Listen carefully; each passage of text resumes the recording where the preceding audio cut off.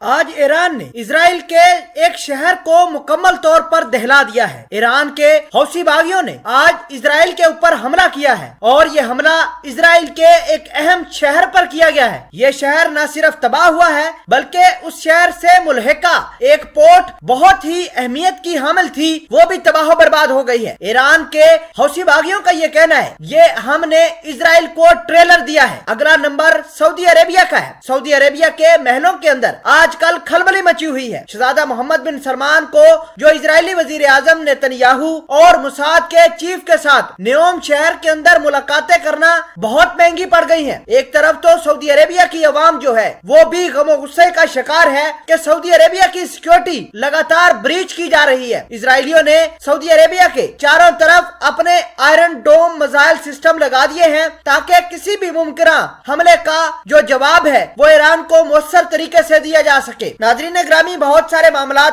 آج کی اس ویڈیو میں ہم آپ کے ساتھ شیئر کریں گے۔ چھوٹی سی گزارش ہے کہ آپ ہمارا یوٹیوب چینل حسنات ٹی وی کو سبسکرائب کر لیں، گھنٹی کے نشان کو دبا لیں تاکہ لیٹسٹ نیوز آپ تک پر وقت پہنچتی رہے۔ سب سے پہلے بات کرتے ہیں حوثی باغیوں کی۔ تو ایران لگاتار حوثی باغیوں کو مختلف ٹارگٹ دے رہا ہے، مختلف ٹاسک دے رہا ہے کہ آج کے دن آپ نے فلان جگہ کو اسرائیل کی ہٹ کرنا ہے، آج فلان جگہ کو ہٹ کرنا ہے۔ کل کے روز اسرائیل کو جو ہٹ کیا گیا تھا وہ غزہ پٹی پر کیا گیا تھا اور اسرائیل کے 15 سے زیادہ فوجی جاں بحق ہوئے تھے۔ حوثی باغیوں نے آج اسرائیل کا ایک شہر جس کا نام حیفا ہے اس کو ٹارگٹ کیا ہے۔ حیفا کی بلڈنگ تباہ ہوئی ہے۔ آپ کو یہ بتا دیں کہ حیفا کے ساتھ ایک اسرائیل کی پورٹ بھی ہے، چھوٹی سی پورٹ ہے، اس پر بہت سارے اسٹریٹجک کام اسرائیل کرتا آیا ہے۔ اور آپ کو یہ بتا دیں کہ آج حوثی باغیوں نے حیفا شہر کو بھی ٹارگٹ کیا ہے اور اسرائیل کی اس پورٹ کو بھی ٹارگٹ کیا ہے۔ ناظرین گرامی، آپ کو یہ بتا دیں کہ حوثی باغیوں کے کمانڈر علی محمد نے اس بات کا اعلان کیا ہے کہ اسرائیل اگر اسی طرح کی کارروائیاں ایران کے اندر اگر جاری رکھتا ہے تو ہم اسرائیل کو تو نشانہ بنائیں گے ہی۔ اگلا نمبر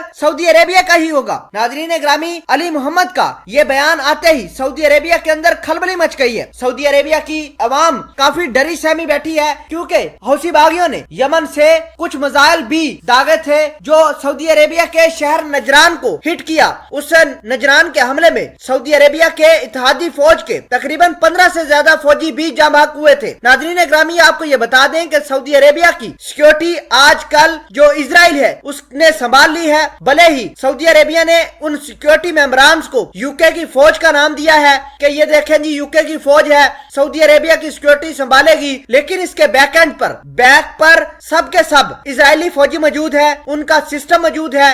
آپ کو یہ بتا دیں کہ سعودی عربیہ کی حفاظت کے لیے اسرائیل نے آئرن ڈوم میزائل سسٹم سعودی عربیہ کے چاروں طرف لگا دیا ہے تاکہ یمنی حوثی باغی اٹیک کریں یا پھر حماس کا کوئی میزائل سعودی عربیہ کی طرف آئے تو سعودی عربیہ سمے رہتے پہلے ہی اپنے میزائل سسٹم یا پھر اسرائیل کے میزائل سسٹم کو استعمال کرتے ہوئے اس کو انٹرسپٹ کر دیں۔ ناظرین گرامی، آپ کو یہ بتا دیں کہ حالات بہت زیادہ خراب ہو چکے ہیں۔ حوثی باغی، حماس، لبنان کے اندر شیعہ ملیشیاز اور جو قاسم سلیمانی نے نیٹ ورک بنایا تھا سب کے سب ایک مرتبہ متحد ہو گئے ہیں۔ ایران کے تہران سے لگاتار حوثی باغیوں کو، حماس کو، حزب اللہ کو کمانڈز جا رہی ہیں کہ وہ آج اس شہر کو ٹارگٹ کریں، آج اسرائیل کے فلاں شہر کو ٹارگٹ کریں، اور اس طرح معاملات آگے چلتے ہوئے دکھائی دے رہے ہیں۔ اب آگے کس طرح مشرق وسطیٰ کی کہانی چلتی ہے یہ کچھ دنوں میں کلیئر ہو جائے گا۔ ایران، سعودی عربیہ اور اس کے علاوہ جو اسرائیل ہے ان کے درمیان جنگ ہونا طے ہے اور امریکہ کے مفادات جتنے بھی ہیں اس ریجن کے اندر ان کی بھی تباہی ہوگی۔ اگر تو جو بائیڈن اس تمام تر کہانی کو سنبھال لیتے ہیں ٹرمپ جانے کے بعد